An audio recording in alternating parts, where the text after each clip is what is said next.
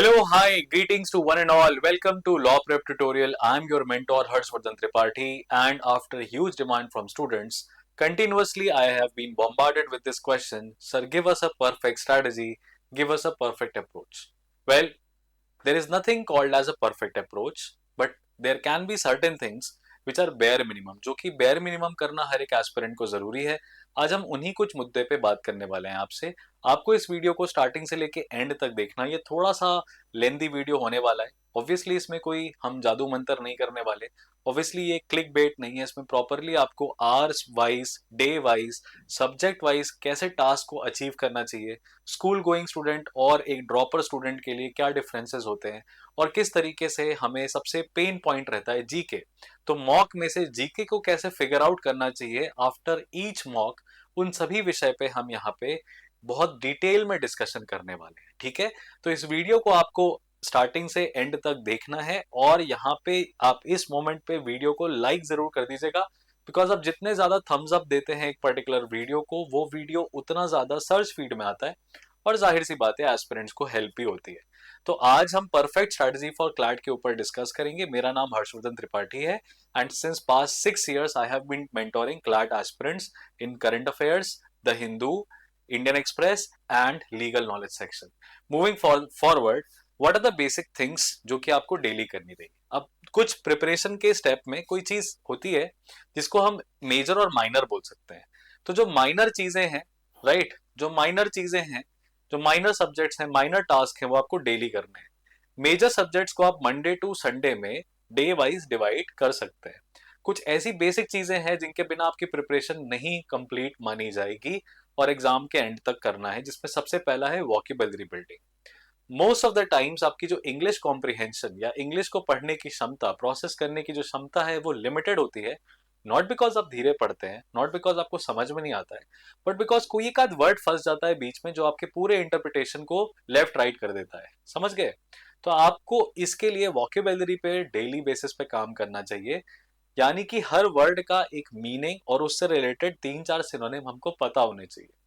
अगर आप ये काम नहीं कर रहे हैं तो आप भूल जाइए कि क्लैट एग्जामिनेशन में आप कुछ कर पाएंगे, क्योंकि पूरा पेपर इंग्लिश ओरिएंटेड है और हमें नहीं पता कौन सा वर्ड किस तरीके से कैसे पूछे या कहाँ पे यूज करे, जिससे पूरा का पूरा टोन ही चेंज हो जाए। इनफैक्ट वोकेबलरी अगर आपकी इंप्रूव्ड रहेगी तो आपको न्यूज़पेपर पढ़ने में भी आसानी रहेगी। और वोकेबलरी पे क्या करना चाहिए, जैसे जैसे वर्ड्स आते जाएं आपके सामने, आप उनका मतलब देखते हुए चले जाइए। यूं ही अगर आपने 1000 वर्ड्स के मतलब देख लिए तो आपको काफी कुछ कवर हो जाएगा। हर चीज लिखनी नहीं होती। इंग्लिश के ये वोकेबलरी के वर्ड्स अब नोट डाउन करना पॉसिबल है तो करिए, अदरवाइज एटलीस्ट मीनिंग तो देखिए। ये तो बेयर मिनिमम आप कर सकते हैं ना।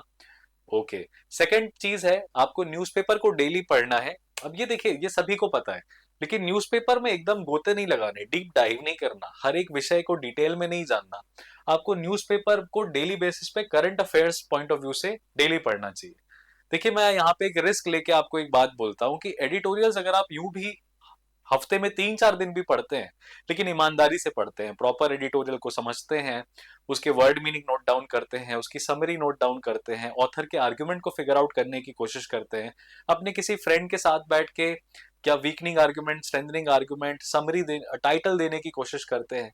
इस तरह की चीजें अगर आप हफ्ते में 3-4 दिन भी करते हैं तो आप काफी सही जा रहे हैं। समझिएगा, जो स्कूल गोइंग किड्स हैं उसको यहाँ पे एडवांटेज मिलता है। क्यों? क्योंकि आपके स्कूल में ऐसे फ्रेंड्स हैं जो आपके साथ क्लैट दे रहे हैं, और जो आपके कॉम्पिटिटर नहीं है, आपके फ्रेंड्स हैं।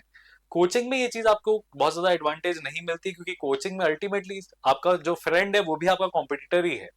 लेकिन अगर आप इस जगह पे पीयर डिस्कशन कर सकते हैं किसी न्यूज को लेके, किसी आर्टिकल को लेके, तो आपका फायदा होगा। लेकिन न्यूज़पेपर स्किप करने से फायदा नहीं होता है। न्यूज़पेपर को आपको न्यूज पॉइंट ऑफ व्यू से ऑलमोस्ट डेली करना चाहिए। आप एडिटोरियल मिस कर दीजिए, चलेगा। आप कोई स्पेशल पेज रीडिंग मिस कर दीजिए, चलेगा। आप न्यूज़पेपर की न्यूज मत मिस करिए, नेशनल इंटरनेशनल साइंस से रिलेटेड जो भी है। क्योंकि उससे क्या होता है, जब आपको मंथ एंड में आपको मंथली मैगजीन मिलेगी, क्लैट एक्सप्रेस मिलेगी, उसमें जो टॉपिक्स आएंगे, 30 टॉपिक्स की जो लिस्ट आएगी, और उसके बाद उसमें कंटेंट होगा, एटलीस्ट अराउंड 20 टॉपिक्स आपको पहले से पता रहेंगे, तो आपको लोड नहीं आएगा। बिकॉज हर क्लाउड एक्सप्रेस आपको नई नई लगनी चाहिए। समझ रहे हैं? नई नहीं लगनी चाहिए, क्योंकि आपने वो चीज पेपर में पढ़ रखी है, इसीलिए इसको डेली करिए। अब न्यूज़पेपर में एडिटोरियल पढ़ने में सिग्निफिकेंट अमाउंट ऑफ टाइम आपको इन्वेस्ट करना है, देना भी चाहिए, देना भी पड़ेगा, लेकिन हर दिन दे ये जरूरी नहीं है।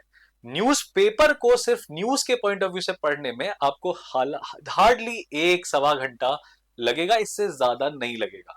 अगर आप एडिटोरियल एंड एवरीथिंग को पढ़ने चले जाएंगे तो न्यूज़पेपर फिर 3 साढ़े 3 घंटा ले लेता है, जो कि एक स्कूल गोइंग स्टूडेंट नहीं दे सकता डेली। तो वॉकेबलरी और न्यूज़पेपर की रीडिंग साथ साथ भी हो सकती है। वॉकेबलरी के लिए आपको अगर कुछ एक्स्ट्रा पढ़ना है तो हमारे सोनिया मैम है वर्ड पावर मेड इजी, ये बुक बताते हैं, उसकी आप ऑलमोस्ट 2 एक्सरसाइजेस भी करेंगे तो वो 20 to 25 मिनट्स में हो जाती है। बिकॉज उसमें बड़ा सिंपल है, उसमें एक स्टेटमेंट लिखा रहेगा, उससे रिलेटेड वर्ड बताना रहेगा, या वर्ड लिखा रहेगा, उससे रिलेटेड स्टेटमेंट आपको चूज करना रहता है। तो ऑलमोस्ट उसमें 10-15 वर्ड्स कवर हो भी जाते हैं। तो ये दोनों मिला के आपको करीब करीब 1.5 घंटा लगेगा। फिर तीसरी चीज है जो बहुत इंपॉर्टेंट है, 10 से 20 क्वेश्चन क्वांटिटेटिव एप्टीट्यूड के डेली प्रैक्टिस करिए। अब इसमें अगर आप मैथ्स वाले फैकल्टी से बात करेंगे तो वो आपको कोई 1 घंटा बोलेगा, कोई आधा घंटा बोलेगा, कोई 30 सवाल बोलेगा, कोई 10 सवाल बोलेगा। मैं कह रहा हूं कि हम हर तरह के स्टूडेंट्स को केटर करने की बात यहाँ पे कर रहे हैं, तो 10 सवाल करना बेयर मिनिमम है, आप करिए, मैथ्स के साथ टच बना रहेगा। बहुत बेसिक सवाल भी करेंगे और एडवांस लेवल पे भी करेंगे तो भी चलेगा। यानी ये 10 सवाल क्या हो सकते हैं? ये 10 सवाल जो आपको क्लास में कराए गए वही आपने घर पे सॉल्व किए, वो हो सकते हैं। ये 10 सवाल जो आपके मॉक में आए पर आपने अटेम्प्ट नहीं किया, उसको ट्राई कर रहे हैं, वो हो सकते हैं। ये 10 सवाल किसी भी स्टैंडर्ड बुक से भी आप कर सकते हैं। ये 10 सवाल आपके मैथ्स की एलपीटी की मॉड्यूल से भी हो सकते हैं। फायदा क्या है? तीनों चीजों को डेली करने का फायदा यह है कि ऑलमोस्ट आपका 1.5 से 2 घंटा फिक्स है कि ये आप डेली करते हैं, जो क्लैट का बेसिक है। जब आप न्यूज़पेपर को पढ़ेंगे, न्यूज कवर करेंगे, तो आपका लीगल करंट अफेयर्स भी कवर होता है, सुप्रीम कोर्ट से रिलेटेड, इंटरनेशनल भी कवर होता है, नेशनल भी कवर होता है। वॉकेबलरी कर रहे हैं तो सबसे बड़ा जो रोड ब्लॉक होता है वो भी कवर होता है। क्यूटी को प्रैक्टिस डेली करने से आप एक लय में रहते हैं, एक फ्लो में रहते हैं, और क्यूटी आपको इतना डराता नहीं है। अगर आप इसको डेली करेंगे तो आप एक चीज पाएंगे कि क्वांटिटेटिव एप्टीट्यूड का जो मन में भय रहता है, राइट, आपने हर दिन 10 सवाल लगा लिए, आपने महीने में 30 दिन में हर दिन 10 सवाल लगाए, तो महीने में आपने 300 सवाल लगाए, और 300 सवाल अलग अलग चैप्टर्स के अगर आपने लगा लिए, तो क्लैट के जो मॉक में आप अटेम्प्ट नहीं करते हो ना क्यूटी, वो चीज बच जाएगी। ओके। और हो सकता है कि आप एग्जामिनेशन वाले दिन जब क्यूटी खोलो तो आपको सारे क्वेश्चंस डुएबल लगे, और बहुत ज्यादा कॉन्फिडेंस बिल्ड होगा अगर आपने क्यूटी पे काम कर लिया। समझ गए? तो English, quantitative aptitude, current affairs daily basis पे। क्या इसको नोट करना जरूरी है? देखिए, अब वॉक्यूबलरी, और वॉक्यूबलरी नोट करना या नहीं करना आपके ऊपर है। ये तो बिना पेन और पेपर के नहीं कर सकते क्यूटी। न्यूज़पेपर में भी आप जनरल ऐसे ही डे टू डे बेसिस पे वन लाइनर जरूर लिखिए। जैसा कि मैंने आपको बताया है जीके में पहले भी, व्हाट, व्हेन, वेयर, हु, इन चीजों को फोकस करके चलिए। ये काम आपको डेली करना है, वेदर आप स्कूल गोइंग है या आप नॉन स्कूल गोइंग है, डजंट मैटर। ठीक है? तो ये हो गए हमारे 2 घंटे का फिक्स रेजिम। हो ही गया कि ये तो हम करते ही करते हैं। कितने घंटे देने चाहिए? तो स्कूल गोइंग स्टूडेंट्स को इस काम के लिए 2 घंटे देने हैं। इसमें याद रखिएगा मॉक एनालिसिस नहीं इंक्लूड हुआ है।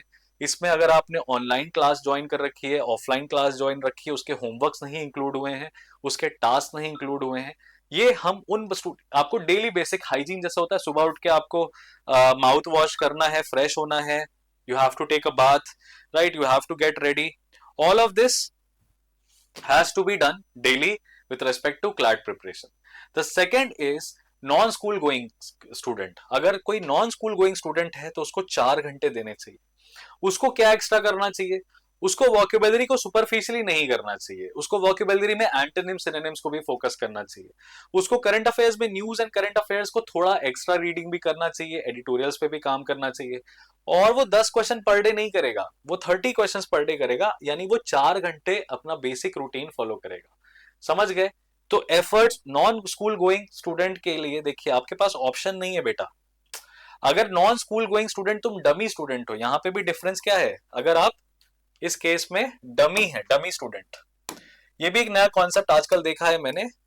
वैसे तो अभी तक मैं ये कॉन्सेप्ट सिर्फ जेई और नीट के स्टूडेंट्स में देखता था, लेकिन अब डमी स्कूल, डमी स्टूडेंट कैसे? डमी स्कूल का जो स्टूडेंट है, अगर वो है तो आपको भी 4 घंटे पर डे देने हैं। याद रखेंगे, ये ड्रॉपर्स के लिए भी है ड्रॉपर्स या रिपीटर्स, हम जो भी बोल रहे हैं इनको, जो स्कूल नहीं जा रहे, जो स्कूल जा रहे हैं उनको 2 घंटे पर डे निकाल के देने। ये चीज भूलिएगा मत, ये आपका बेसिक है बेटा। लेकिन कहानी यहाँ खत्म नहीं हो रही, बेसिक हाइजीन कहते हैं इसको। तो आपकी क्लैट की प्रिपरेशन के लिए ये आपका बेसिक हाइजीन है। आपको किसी भी सब्जेक्ट का एक्सपर्ट लेवल नहीं, जैसे होता है एक्सपर्ट प्रो मैक्स लेवल नहीं अचीव करना है। हर सब्जेक्ट में आपका बेसिक अंडरस्टैंडिंग क्लियर होना चाहिए। तो I hope I am making sense to you. कितने घंटे मिनिमम पढ़ना है? 2 घंटे। कितने घंटे मैक्सिमम पढ़ना है? इसकी कोई लिमिट नहीं है। आगे बढ़ेंगे। 3 most important subjects to focus in first 3 to 4 months। तो आपकी क्लैट की जो पूरी प्रिपरेशन की जर्नी है, अगर हम उसको जनवरी से लेके नवंबर तक में प्लॉट करें, तो जनवरी से लेके अप्रैल तक में हमारी अलग स्ट्रेटेजी होगी। मई से लेके जून जुलाई अगस्त तक हमारी अलग स्ट्रेटेजी होगी। अगस्त लेके सितंबर टू नवंबर हमारी अलग स्ट्रेटेजी होगी, और नवंबर टू दिसंबर हमारी अलग स्ट्रेटेजी होगी। 4 फेजेस में आपका प्रिपरेशन होता है यहाँ पे। अब मोस्टली स्टूडेंट्स नेग्लिजेंट होते हैं जनवरी टू अप्रैल में। ये जो होता है ये बेस बिल्डिंग होता है। आप वो नींव बनाते हैं जिसके ऊपर आपकी पूरी प्रिपरेशन की बिल्डिंग इमारत खड़ी होगी। मई और अगस्त में गैप फिलिंग करते हो आप, बहुत तेजी से आप आपके गैप फिल करते हो। सितंबर टू नवंबर में आप जीके प्लस मॉक्स डेली करते हो, और यहाँ पे सिर्फ और सिर्फ प्रैक्टिस करते हो। इस 4 मोड्स में आपकी प्रिपरेशन होती है, और जनवरी से नवंबर तक आने में आपके नंबर ऑफ आवर्स जो हैं वो बढ़ते चले जाते हैं, राइट। तो ये 4 फेजेस में जो फर्स्ट फेज है, because we are right now in the month of February, I believe most of you have started your preparation in January, but काफी सारे स्टूडेंट्स को इस मोमेंट पे ये चैलेंज आ रहा है कि उनका स्कूल का एग्जामिनेशन बीच में अटक रहा है, राइट। अब स्कूल का एग्जामिनेशन 15 दिन चलने वाला है दोस्त। 15 दिन स्कूल का एग्जामिनेशन चलेगा, और मैं मान लू कि 15 दिन तुम्हें चाहिए फ्रेश करने के लिए, अपने आप को, माइंड को रिलैक्स करने के लिए। तो ओवरऑल 1 महीना जो है वो तुम्हारा स्कूल के एग्जाम्स में जाने वाला है। फिर बहुत सारे 12th गोइंग स्टूडेंट्स होंगे जो रिपीट करना चाह रहे हैं, उनका फेयरवेल चलेगा भाई, the grand farewell which is very very important. गाड़ियों से रैली निकालनी रहती है, सारा टशन तो फेयरवेल में ही देते हैं ये 12वीं के बच्चे। फिर वो आपका वो डांस होता है, पेपर डांस होता है, कपल डांस होता है। फिर एक दूसरे को आपको शर्ट पे लिखना है मैसेज, और फिर पार्टी करनी है, सारी उधम काटनी है आपको। तो मैं ये नहीं कहता ये सब चीजें बकवास हैं या ये सब चीजें जरूरी नहीं है, बिल्कुल जरूरी है, part and parcel of life है। स्कूल दोबारा आएगा नहीं, तो आप अपने फेयरवेल को अच्छे से मनाइए, प्रॉपर पापा मम्मी से जिद करिए, अच्छे कपड़े सिलवाइए, सूट सिलवाइए, अच्छे साड़ी पहनिए, बहुत जो भी आप कर सकते हैं अपने स्कूल फेयरवेल को जिए, मतलब क्योंकि वो दोबारा नहीं आने वाला। आपका जो 12th C 12th A 12th B 12th D का सेक्शन है, वो जो आपकी साथ की फोटोग्राफ होगी, आप लोग यूकेजी एलकेजी से साथ पढ़ रहे होंगे, जो भी है ये दोबारा नहीं क्रिएट होने वाला। तो live it to the most, live it to the fullest. I would not say कि क्लैट का एग्जामिनेशन जो दिसंबर में होने वाला है वो इतना जरूरी है कि आप अपने स्कूल के फेयरवेल को कॉम्प्रोमाइज कर दें। डोंट डू दैट, ठीक है। Don't chase idealism, live your life. School life भी इंपॉर्टेंट है, मस्ती भी इंपॉर्टेंट है, लेकिन एक डिसिप्लिन्ड पर्सन की तरह, राइट। डिसिप्लिन्ड पर्सन क्या करेगा? 1 महीना बोल रहा है कि स्कूल के लिए जाएगा, उस मोमेंट पे हमें ऐसा नहीं करना है कि हमें क्लैट से टच लूज करना है। We don't have to do that, right. आप पढ़ाई के घंटे कम कर दीजिए, आप अपना फोकस कम कर दीजिए, चलेगा। क्विट मत करिए। ऐसा ना हो कि सिर्फ स्कूल ही पढ़ रहे हैं, सिर्फ एग्जाम्स के लिए ही पढ़ रहे हैं। ऐसा ना हो कि पूरे टाइम फेयरवेल में क्या पहनूं, इंस्टाग्राम पे विंडो शॉपिंग करने में आपका पूरा दिन जा रहा है। डोंट डू दैट, घंटे कम कर दीजिए, इतना आपसे एक्सपेक्ट कर रहा हूं मैं, ठीक है। तो लेकिन अब उसी में क्या है कि 3 वो बेसिक सब्जेक्ट्स हैं जो आपको नहीं टच लूज करने हैं, that is English, the second is logical reasoning, and third is quantitative ability. तो ये जो स्टार्टिंग के 4 महीने हैं आपके लिए, that is from January till your April, मैं आपको ऑलरेडी बता चुका हूं कि ये तीनों सेक्शंस अगर आप उठा लें, राइट, तो आपको पता चलेगा रफली 60 मार्क्स का जो पेपर है वो आपका कवर करेगा, यानी 60 मार्क्स 60 मिनट्स, ठीक है। अब इसमें क्या है, रिक्वायर्ड क्या है, देखिए बेसिक्स का एक आइडिया होता है, बेसिक्स का आइडिया होता है, प्लस इससे रिलेटेड प्रैक्टिस, मोस्टली क्या करना पड़ता है, अपने को प्रैक्टिस करना पड़ता है, और इसको मॉक में क्या करना पड़ता है, जो भी आपने सीखा है उसको मॉक में इंप्लीमेंटेशन करना पड़ता है। ठीक है, तो ये जो तीन है सब्जेक्ट्स हैं, ये जनवरी से लेके अप्रैल तक में ये जो 60 मार्क्स का सेगमेंट है जो कि बेस बनाएगा, आपको इसको अचीव करना है, जिसमें मिनिमम एफर्ट्स मैक्सिमम आउटपुट जैसी चीज है। मैक्सिमम एफर्ट्स और मिनिमम आउटपुट का यहाँ पे स्कोप ही नहीं है। आप क्यूटी नहीं करते हैं, आप इसको करने लगिए, देखिए आपका नंबर आने लगेगा, टेबल आपसे सॉल्व होने लगेगी, आप टेबल ड्रॉ करना सीख जाएंगे, वर्ड को नंबर्स में कन्वर्ट करना सीख जाएंगे। लॉजिकल रीजनिंग आपसे नहीं होती है, आप डेली एक पैसेज सॉल्व करिए, आप एडिटोरियल्स की समरी बनाइए, आप वोकेबलरी बिल्ड करिए, राइट, हो जाएगा। इंग्लिश में भी सिमिलर चीज है, आपको मैम ने बोला नॉवल पढ़िए, ठीक है, तो नॉवल पिकआउट करी हमने, टाइमर लगाया, कितना टाइमर लगाया कि भाई इंग्लिश कितनी देर हमें एटलीस्ट सॉल्व करना है, 30 मिनट्स। लॉजिकल कितने मिनिमम सॉल्व करना है, 30 मिनट्स, मॉक वाले दिन पे या क्लैट वाले दिन पे। तो ऑन एन एवरेज हम क्या करेंगे, 1 घंटे का टाइमर लगाएंगे, 1 घंटे हमें नॉवल रीडिंग करनी है। उस 1 घंटे में हमें बेयर मिनिमम कितने पन्ने पढ़ लेने हैं, तो उस 1 घंटे में हमारा टारगेट रहेगा कि 15 से 20 पेजेस हम पढ़ लें, उसी में वोकेबलरी भी सर्च कर लें और उसी में कॉन्टेक्स्ट भी समझ लें कि ऑथर किस तरफ हमें लेके जा रहा है। तो ये काम भी अगर आपने स्टार्टिंग के जनवरी टिल अप्रैल में ये काम किया, तो 60 मिनट में जो 60 मार्क्स हैं ये आपके क्या हो जाएंगे, फिक्स हो जाएंगे बेटा। जब ये आपके फिक्स हो गए कि 60 क्वेश्चंस आप करते हैं और आपका 50 प्लस मार्क्स आ जाता है, बस अब आप आगे के वाले फेज में बात करेंगे जिसका वीडियो हम अप्रैल के मंथ में डालेंगे, राइट। लेकिन कुछ ऐसे सब्जेक्ट्स हैं ना जिसको आप इस तरीके से नहीं कर सकते जैसे आप बाकी इन 3 सब्जेक्ट्स को कर रहे हैं। मैं आपको पहले बता दूं कि ये जो 3 सब्जेक्ट्स हैं ये नींव है पूरे पेपर की। बहुत सारे बच्चे क्लैट की तैयारी करते हैं लेकिन वो मोस्टली क्या पढ़ने की कोशिश करते हैं, वो पढ़ने की कोशिश करते हैं इंग्लिश, सॉरी, लीगल और जीके। मैक्सिमम टाइम उनका लीगल और जीके में जाता है, वो इन 3 सब्जेक्ट्स को बिल्कुल नेग्लेक्ट करते हैं। ये बेस है जिसके दम पे पूरे क्लैट की जर्नी बहुत आसान बनाई जा सकती है। तो आप पहले नींव बनाइए, इमारत अपने आप बनेगी। तो इसीलिए कुछ सब्जेक्ट्स हैं जिनको बहुत ज्यादा ग्राइंडिंग की जरूरत होती है, क्योंकि इसमें स्टैटिक भी इन्वॉल्व है और इसमें इन्वॉल्व है करंट अफेयर्स। तो लीगल नॉलेज एक ऐसा सेगमेंट है जिसमें आप देखेंगे कि आपको पहले कॉन्स्टिट्यूशन, कॉन्ट्रैक्ट, टॉर्ट्स और क्राइम पे पकड़ बनानी है। समझ गए? इसमें पहले ये बेसिक सब्जेक्ट्स हैं जो आपको क्लियर होने चाहिए। अगेन मैं बेटा कौन से टाइमलाइन की बात कर रहा हूं, मैं जैन से लेके अप्रैल तक की टाइमलाइन की बात कर रहा हूं। जो अर्ली स्टार्ट कर रहे हैं उनके पास ये लग्जरी है। क्या लग्जरी है? कि उनके पास 120 दिन है। अगर कोई अप्रैल के बाद स्टार्ट करेगा तो उसके पास ये लग्जरी नहीं रहेगी। पोस्ट अप्रैल आपके पास सिर्फ और सिर्फ 60 डेज रहेंगे इन चारों सब्जेक्ट के थियोरी को कवर करने के लिए। इसका मतलब ये है कि 15 दिन रहेंगे आपके पास बेसिकली एक सब्जेक्ट को कवर करने के लिए। विद टीचर, विदाउट टीचर, आपको खुद से भी करना पड़ेगा। तो ये आपके पास अभी लग्जरी है कि आप एक महीना प्रॉपर दे सकते हैं इनको कवर करने के लिए। अप्रैल के बाद आपके पास मात्र 15 दिन रहेगा अगर आप मेजर लीप चाहते हैं तो, ठीक है। तो इसीलिए आपको इन सब्जेक्ट्स में ज्यादा ग्राइंडिंग करना है। You don't have to lose touch of it. मैं कहूंगा 2 दिन 3 दिन में एटलीस्ट एक बार करिए। दूसरा है जनरल नॉलेज। अब जनरल नॉलेज का जो स्कोप है वो बहुत वाइड है, बिकॉज आपको इसमें थोड़ा सा हिस्ट्री, पॉलिटिकल साइंस और इंटरनेशनल रिलेशंस का जो स्टैटिक एरिया है वो कवर करना पड़ता है। मॉडर्न हिस्ट्री पता होनी चाहिए, वर्ल्ड हिस्ट्री पता होनी चाहिए, कॉन्स्टिट्यूशन की पूरी पॉलिटिकल साइंस के अराउंड थ्योरी पता होनी चाहिए और इंटरनेशनल रिलेशंस में यूएन से रिलेटेड सभी कुछ पता होना चाहिए। तब जाके the current affair starts to make sense.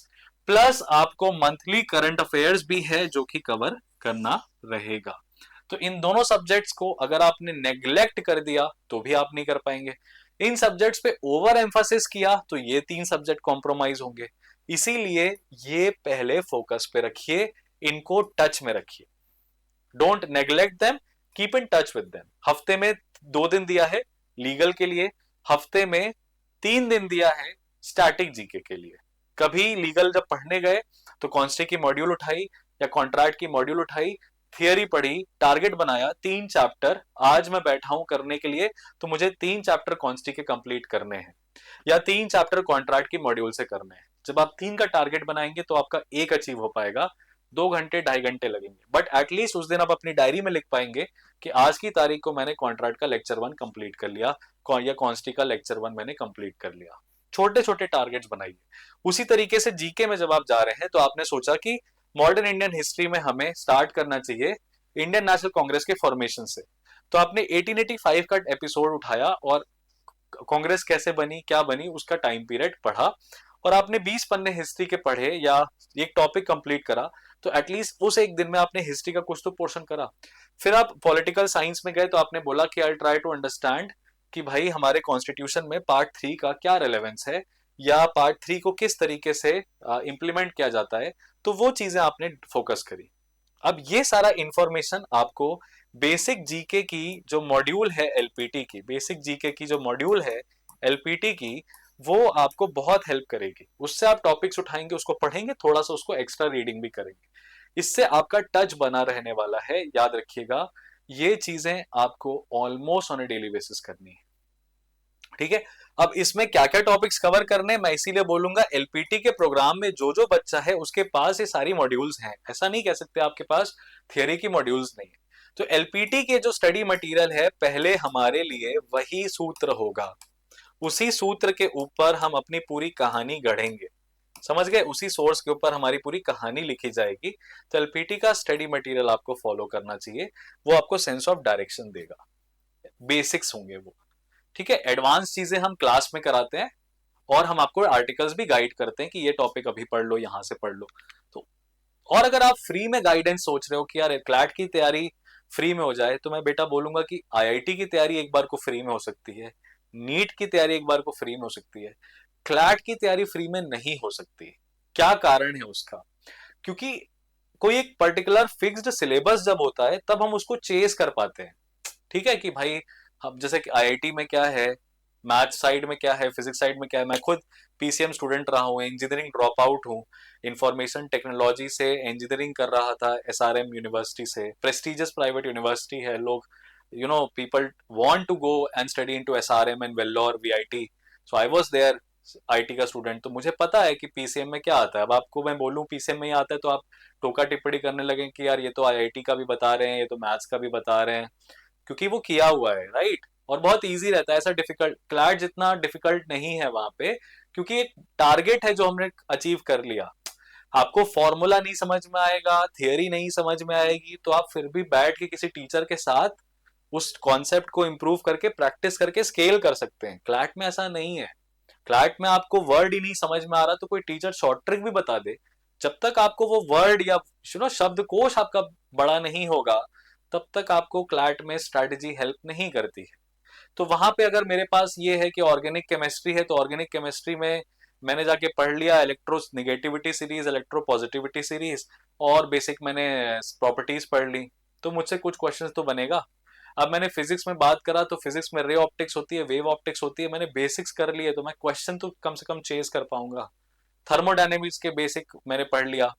ठीक है, डेल्टा एच क्या होता है, डेल्टा पी से क्या फर्क पड़ता है, डेल्टा टी से क्या फर्क पड़ता है, तो इजी होता है वो फिर भी, क्योंकि आपके पास फिक्स सिलेबस होता है जिसको आप चेस कर सकते हो नंबर ऑफ डेज में। यहाँ पे it's all about skill set. Syllabus तो बेयर मिनिमम है, बट स्किल सेट की बात है, पेपर सॉल्व भी करना है।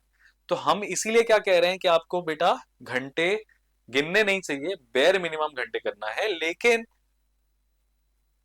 कोई भी सब्जेक्ट नेग्लेक्ट नहीं करना है, किसी पे ओवर एम्फेसाइज नहीं करना है। बहुत सारी प्रॉब्लम है, अगर आपको पढ़ाई का कुछ नहीं समझ में आता है तो आप ले देके क्लैट एक्सप्रेस खोल के बैठ जाते हो और उसके दिए गए फैक्ट्स को रटने की कोशिश करते हो। मैं बार बार सजेस्ट करता हूं कि रटो कम, समझो थोड़ा ज्यादा। समझना जरूरी है, क्योंकि ये एग्जाम रटने का होता तो पैसेज क्यों देते।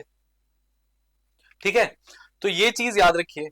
अब इसके बाद मैंने आपके लिए कुछ एक टेबल बनाई है जो कि सब्जेक्ट वाइज हम, आप देख सकते हैं एंड में पांचों सब्जेक्ट्स हम यहाँ पे कवर कर रहे हैं, और उसमें पर डे का बेयर मिनिमम आर कितना देना चाहिए और किस तरीके से सब्जेक्ट को अप्रोच करना चाहिए, कि मेरी अपनी व्यक्तिगत अप्रोच है। ये एलपीटी के मेंटरशिप की अप्रोच नहीं है। ऑब्वियसली इसको कोई टीचर अग्री करेगा, कोई टीचर डिसएग्री करेगा, या उसमें अपना स्पाइस ऐड करेगा to make it more relevant for you. I would give that particular opportunity to my entire LPT team where they can create their own inputs like this and provide it to the students. It is one of my self initiatives जो कि यहाँ पे निकल के आ रहा है. अब इसमें हम कंसेंसस नहीं बना सकते between teachers for a very simple reason that हर टीचर अपने आप में एक एस्पिरेंट भी है. वो उस एग्जामिनेशन को अपने दृष्टिकोण से अपने पर्सपेक्टिव से देखता है. सेकेंडली वो आपकी स्किल सेट यानी आपके स्ट्रेंथ और आपके वीकनेस के हिसाब से चीजों को स्ट्रेटेजाइज करता है. लेकिन मैं यहाँ पे अगर होता तो मैं इस एग्जाम को कैसे अप्रोच करता, क्या एक जनरल अप्रोच होती, वो मैं आपके सामने साझा कर रहा हूं. अब आपको सही लगे तो एडॉप्ट करके देखिए, गलत लगे तो इसको डेवलप करके देखिए, किसी और टीचर से एडवाइस ले लीजिए इस बेसिक प्लेटफॉर्म के दम पे. ठीक है, किसको और कैसे क्यूरेट स्ट्रेटेजिकली कर सकते हैं. बट आई वुड गारंटी कि अगर आपने इतना भी कर लिया, 25 मिनट ऑलमोस्ट हो चुके हैं हमारे लेक्चर को, आप अगर यहां तक भी लेक्चर में हैं जो हम आपको गाइडेंस स्ट्रेटेजी से रिलेटेड बता रहे हैं, इसका मतलब ये कि आप सीरियस हैं, आप जेन्युइनली करना चाहते हैं. तो आप इसको ध्यान से देखिए. सबसे पहला क्या है, करंट अफेयर्स और जनरल नॉलेज को मैंने टॉप पे रखा है क्योंकि सबसे ज्यादा दर्द यही देता है. इसको आपको 1 घंटा बेयर मिनिमम करना चाहिए.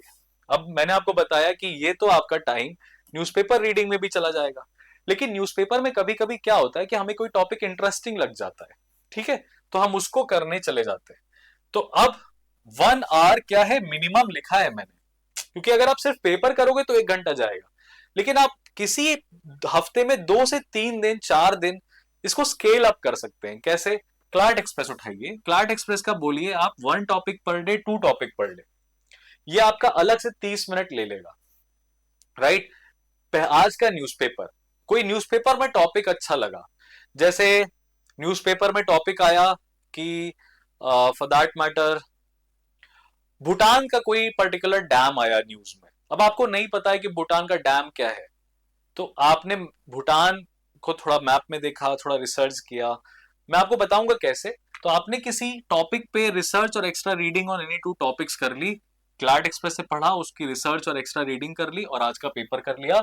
इसमें आपको मिनिमम 1 घंटा लगेगा, मैक्सिमम तो देखो डिपेंड करता है बेटा तुम्हारी काबिलियत पे, 1 आवर 30 मिनट्स भी हो सकता है, ये 2 आवर भी हो सकता है, इसमें कोई बड़ी बात नहीं है, इतना तो लग सकता है. ठीक है, तो ये काम भी देखिए कैसा है, ये डेली वाला टास्क है, करना ही पड़ेगा दोस्त, इसका कोई सब्सटीट्यूट नहीं है. कोई क्लास में टॉपिक डिस्कस हुआ, सर ने बोला कि नेक्स्ट क्लास में पूछेंगे, या बाकी लोग आंसर दे रहे थे पर आपको नहीं आंसर मिल रहा है उस टॉपिक का, आपको पता ही नहीं है वो टॉपिक क्या है, तो आपने उसको थोड़ा सा रिसर्च किया, ये काम आपको करना है. दूसरा है आपका लीगल नॉलेज और लीगल करंट अफेयर्स. अगेन मैंने क्या बोला कि ये 2 टॉपिक्स हैं, ये 2 सब्जेक्ट्स हैं जिसमें एक्स्ट्रा ग्राइंडिंग चाहिए रहती है. राइट? तो अब देखिए लीगल नॉलेज और लीगल करंट अफेयर्स आप डेली नहीं कर सकते, समझ गए. अच्छा, यहाँ पे मैं आपको बताऊं, अगर मान लीजिए आप न्यूज़पेपर भी नहीं पढ़े, आप क्लैट एक्सप्रेस भी नहीं पढ़ रहे हैं, तो आप लॉ प्रेप की फ्री रिसोर्सेज पे जाइएगा, लॉ प्रेप वेबसाइट पे फ्री रिसोर्सेज पे जाइएगा. फ्री रिसोर्सेज में जाके डेली लिस्ट निकलती है टॉपिक्स की. क्या निकलती है? डेली लिस्ट निकलती है टॉपिक्स की, जहां से आप टॉपिक्स प्रिपेयर कर सकते हैं. और अगर आपको फिर भी कुछ ना समझ में आए तो हमारे पोर्टल के अंदर हाईलाइटेड न्यूज़पेपर दोनों द हिंदू और इंडियन एक्सप्रेस हमारे सभी स्टूडेंट्स के लिए अवेलेबल रहता है, जिसको वो पढ़ के सिलेक्टेड एडिटोरियल्स और सिलेक्टेड आर्टिकल्स पढ़ के अपने टाइम को मैनेज और ऑगमेंट कर सकते हैं. दूसरा है लीगल नॉलेज और लीगल करंट अफेयर्स पे मैंने आपको बताया कि आप डेली नहीं कर सकते. यहां पे आपको हफ्ते में 3 दिन डिसाइड करने हैं और 2 घंटा देना पड़ेगा. राइट? स्टार्टिंग में अगर आप 1 घंटा भी दे रहे हैं तो चलेगा, लेकिन याद रखिएगा अप्रैल के बाद से 2 घंटा, यानी हफ्ते में कितने दिन देने हैं, हफ्ते में सॉरी कितने आवर्स देने हैं, 6 आवर्स देने हैं इस वीक को, इस सब्जेक्ट को. अब एक स्मार्ट कैंडिडेट है जो स्कूल नहीं जा रहा है डेली, वो 1 घंटा डेली करेगा. जिसके पास टाइम कम है वो एटलीस्ट 3 दिन निकालेगा, 2 घंटा करेगा इस सब्जेक्ट को. क्योंकि बाकी क्या है, इंग्लिश और क्यूटी और जीके के करंट अफेयर्स वाला पार्ट आप डेली कर रहे हो 2 घंटा. तो किसी हफ्ते में एक दिन आपने मंडे को रखा, आप स्कूल जाते हो, मंडे को आपने बेसिक हाइजीन करा, ट्यूसडे को आपने 2 घंटा प्लस 2 घंटा 4 घंटा दिए, वेडनेसडे को आपने सिर्फ क्लाट की बेसिक चीजें करी, थर्सडे को फिर आपने 4 घंटा दिए. ऐसे आप अपने आप को स्ट्रेस भी नहीं कर रहे. राइट? और जैसे मंडे वेडनेसडे फ्राइडे लेटेस्ट से अगर आप नहीं पढ़ रहे हो तो उसके जो बेसिक हाइजीन के बाद जो एक्स्ट्रा 2 आवर्स हैं उसमें आप अपने स्कूल का काम कर रहे हो. That is how you will try to manage. Because आप ही कहते हो ना कि हर चीज आपको टाइम टेबल के रूप में चाहिए, हर चीज आपको घंटे के रूप में चाहिए, आवर्स के टाइम पीरियड में चाहिए, तो मैं आपको दे रहा हूँ।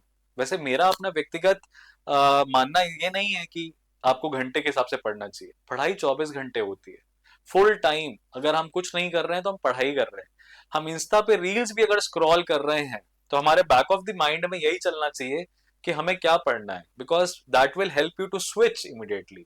आप रील चला रहे हैं, आप यूट्यूब शॉर्ट्स चला रहे हैं, आप फ्रेंड से चैटिंग कर रहे हैं, पर आपको बैक ऑफ द हेड में है कि यार काफी टाइम हो गया है, मैं पढ़ने नहीं बैठा हूँ, मैं पढ़ने नहीं बैठी हूँ, तो अब चलो रील बंद करते हैं। तो जैसे ही आप बंद करेंगे, आप 15 मिनट उसके बाद पढ़ेंगे, 20 मिनट पढ़ेंगे, 30 मिनट पढ़ेंगे, पर आप पढ़ेंगे, वो इफेक्टिव आवर्स में कैलकुलेट होगा। समझ गए? Don't sit idly and wait for the day to come when everything will change at once. It will not happen. You try to change your right at this point of time. जो आपका moment है उसको आप change करने की कोशिश करिए। ठीक है? अगर आपको मन में फीलिंग आ रही है कि जो आप कर रहे हैं इससे आपका सिलेक्शन हो जाएगा, तो यू आर गोइंग ग्रेट। अगर आपको तुरंत फीलिंग आ रही है कि ये जो मैं कर रहा हूँ ये मुझे क्लैट में हेल्प नहीं करने वाला, immediately correct your step right now. ठीक है? ऐसे करते करते धीरे धीरे एक हैबिट बनती है, साइकोलॉजी डेवलप होती है, और आप सीरियस होते हैं उस एग्जाम के लिए। ठीक है? कुछ लोगों को बहुत टाइम लग जाता है, पता है, बहुत झटके लग जाते हैं, बहुत अटेम्प्ट्स लग जाते हैं, पर आप स्मार्ट हो, आप होशियार हो। आपको मेरे जैसा टीचर यहाँ पे वीडियो में अभी बता रहा है कि correct your self at this moment. अब जैसे ये वीडियो आप देख रहे हो, इस मोमेंट पे आपको लगे कि नहीं, बेसिक मुझे समझ में आ गया कि अच्छा ये काम डेली करना है, तो पहले मैं अपना डेली हाइजीन कंप्लीट करूंगा। जाके तुरंत वीडियो बंद करिए, डेली हाइजीन कंप्लीट करिए अपना, जाके क्लाइंट से रिलेटेड क्या करना है, उसके बाद सोने के पहले ये वीडियो देख लीजिए और कल से अपना स्ट्रैटेजी बना लीजिए। जिसको लग रहा है कि नहीं पूरी वीडियो देखने के बाद मैं स्ट्रैटेजी बनाऊंगा, तो आप वैसा भी कर सकते हैं। लेकिन आपके मन में अगर करेक्टिव बिहेवियर का थॉट आ रहा है, तो इसका मतलब यह है कि आप सुधरना चाहते हैं। आप सही नहीं जा रहे, पर आप चेंज करना चाहते हैं, और आप सही हैं, और आप निकाल लेंगे क्लैट। समझ गए? जिसके अंदर ये थॉट ही नहीं आ रहा है, इसका मतलब क्या है, उसको पता ही नहीं है कि वो गलत कहाँ है। समझ गए ना? चलो, तो लीगल नॉलेज और लीगल करंट अफेयर्स में पहले आपको क्या करना है दोस्त? लीगल नॉलेज कंप्लीट करनी है। लीगल करंट अफेयर्स छूटेगा, कोई प्रॉब्लम नहीं है, कोई बड़ी बात नहीं है। जब आपका बेसिक लीगल नॉलेज कंप्लीट हो गया अप्रैल तक, लेटर से खुद से आपने सब पढ़ लिया है, अब आप क्लासेस जैसे चल रही हैं उसको फॉलो कर रहे हैं, बट आपने खुद से पढ़ लिया है, आइडिया है आपको हर सब्जेक्ट का, और मॉक में आपसे लगभग लगभग 30 में से 20 क्वेश्चन और सॉल्व हो जाते हैं। तो लीगल करंट अफेयर्स को आप क्या कर सकते हैं? हमारी एलपीटी की वेबसाइट पे फ्री रिसोर्सेज में अगेन डेली लीगल अपडेट्स आते हैं। लेटर से आप मई के मंथ में बैठे हो, तो आप क्या करना है, 60 टॉपिक्स होंगे जान के, वो निकाल के पढ़ लेंगे। लीगल एक्सप्रेस मिलेगी, वो पढ़ लेंगे। राइट? किसी तरीके से लीगल करंट अफेयर्स तो आप जब चाहेंगे तब कवर कर लेंगे, ये मैं आपको गारंटी दे रहा हूँ। डेली आपको पढ़ने की जरूरत नहीं है। राइट? एक्स्ट्रा रिसोर्सेस क्या पढ़ने चाहिए लीगल में, वो मैं आपके लिए उसके लिए अलग वीडियो बनाऊंगा, और वो आप मुझसे कमेंट सेक्शन में भी पूछ सकते हैं, मैं आपको कमेंट सेक्शन में रिप्लाई कर दूंगा। लेकिन अभी क्या है, 2 घंटे at least 3 days in a week, जिसमें आपको क्लास नोट्स पे फोकस करना है। ये बहुत ज्यादा नेग्लेक्टेड टॉपिक है, मॉक पैसेजेस। बच्चे मॉक पैसेजेस को सिर्फ पढ़ के आगे बढ़ जाते हैं, उसको सॉल्व नहीं करते। सॉल्व करने के साथ साथ उस टॉपिक पे रिसर्च नहीं करते। जैसे सिंपल सी बात है कि अगर किसी मॉक में आया, कोई पैसेज आया ईजमेंट राइट्स के ऊपर, अब वो बच्चा क्या है कि क्वेश्चन अपने सही गलत चेक करेगा, लेकिन ईजमेंट राइट्स क्या होते हैं वो नहीं पढ़ेगा। कहीं पे प्रॉपर्टी से रिलेटेड पैसेज आया और उसमें लिखा कि प्रॉपर्टी ट्रांसफर होती है इंटर विवोस। अब उसने ये भी नहीं कोशिश करी कि इंटर विवोस क्या है, उसको एटलीस्ट पढ़ ले। कहीं पे पैसेज आया टेस्टामेंट्री सक्सेशन के ऊपर, और बोला कि ग्राउंड्स क्या है टेस्टामेंट्री सक्सेशन के लिए। अब उसने अपने आप को पैसेज में क्वेश्चन आंसर में कर लिया, लेकिन उसने टेस्टामेंट्री सक्सेशन को पढ़ना समझना जरूरी नहीं समझा, जो एक बहुत बड़ा फ्लॉ है, बहुत बड़ा फॉल्ट होता है। ठीक है? तो मॉक के पैसेजेस और एलपीटी की वेबसाइट पे जो फ्री रिसोर्सेज हैं, आप इसको कर लें, प्लस लीगल एक्सप्रेस जो है वो आएगी। लीगल एक्सप्रेस जो है वो आएगी over a period of time, उसको भी आप सॉल्व करें, आपका आधा काम आसान हो जाएगा। आपको और कुछ करने का जरूरत ही नहीं। आप 1 घंटा पर डे करें, जिनके पास ज्यादा टाइम है वो 2 hours पर डे भी कर सकते हैं। इस पे ऐसा नहीं है कि सर हमें लीगल में तो महारथी बनना है कि 32 में 32 आने चाहिए, तो करो, बिल्कुल करो, इसका रिजल्ट मिलेगा आपको। पर बेयर मिनिमम क्या है, 6 घंटे हफ्ते में दें। इसी तरीके से लॉजिकल रीजनिंग सेक्शन पे बात करते हैं दोस्त। लॉजिकल रीजनिंग सेक्शन के लिए देखो, कॉन्सेप्ट्स और बेसिक्स बहुत ज्यादा नहीं होते, यहाँ पे जो जरूरी होता है वो क्या होता है, वो होती है प्रैक्टिस, बहुत सारी प्रैक्टिस, बहुत सारे पैसेज को रीड करना और उसको रिलेटेड क्वेश्चन सॉल्व करना। जरूरी नहीं है कि आप हर पैसेज पे क्वेश्चन ही सॉल्व करो, आप एक पैसेज पढ़ो। जैसे द हिंदू का जो पेज की बात करें, कि जब हिंदू पढ़ते हो आप, तो इसमें आप जो ये छोटे वाले एडिटोरियल्स पढ़ते हो ना, ये भी अपने आप में लॉजिकल रीजनिंग इंप्रूव करने के लिए बहुत अच्छा है। आप इस पैसेज को कम से कम 2 से 3 बार पढ़ो और आप इसकी एक बेसिक सी समरी बनाओ, क्या आपको क्या समझ में आया। अपने किसी सीआर के टीचर से, जीके के टीचर से बोलो कि सर ये एडिटोरियल मैं लेके आया हूँ और ये मैं एक पेज पे मैंने छोटी सी समरी बनाई, आप जरा पढ़ के मुझे बता दीजिए कि क्या मैंने सब सही सही लिखा है। ऐसा तो नहीं है कि मैं ऑथर के हिसाब से जो कही गई बातें उसके बिल्कुल ऑपोजिट लिख रहा हूँ। ये कोई भी कर देगा, ये आपके इंग्लिश के टीचर भी कर देंगे, आपके लॉजिकल के टीचर भी कर देंगे, आपके लीगल के टीचर भी कर सकते हैं, ऐसी बात नहीं है। और ये आपके जीके के टीचर भी कर सकते हैं। एलपीटी की खास बात क्या है, सारे teacher jack of all subjects होते हैं, एक्सपर्ट ऑफ वन है बट जैक ऑफ ऑल है। तो आपके पास कोई भी टीचर है जो अवेलेबल है, आप एडिटोरियल उठा के उससे बोलिए सर एक बार एडिटोरियल, या मैम एक बार एडिटोरियल आप पढ़ लो, मेरी एक पेज की समरी है, इसको एक बार प्रूफ रीड कर दीजिए कि मैंने सही लिखा है कि नहीं लिखा है, या कोई पॉइंट है जो मिसिंग हो गया हो।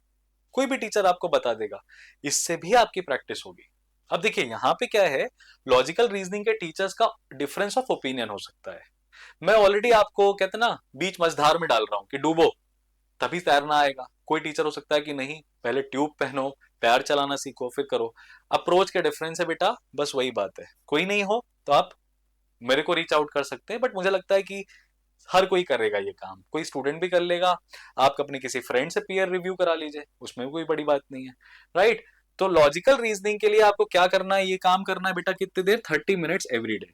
और मैं यहाँ पे चाहूंगा कि अगर ऐसे स्टूडेंट्स हैं जिन्होंने ये समरी राइटिंग करी है मेरे कहने के बाद, अगर आप यहाँ तक वीडियो को देख रहे हैं, तो trust me my dear aspirant, आपका जो कमेंट है वो बाकी एस्पिरेंट्स के लिए जरूरी है। यू गॉट टू राइट कि किस तरीके से आपको ये समरी राइटिंग ने हेल्प किया। देर आर 5 to 6 और स्टूडेंट्स इन जोधपुर जिनको ये प्रैक्टिस अभी स्टार्टिंग में मैंने कराई है। सारे के सारे वो स्टूडेंट्स हैं जो 12th में एंटर कर रहे हैं और उनको बहुत फायदा हुआ है उससे।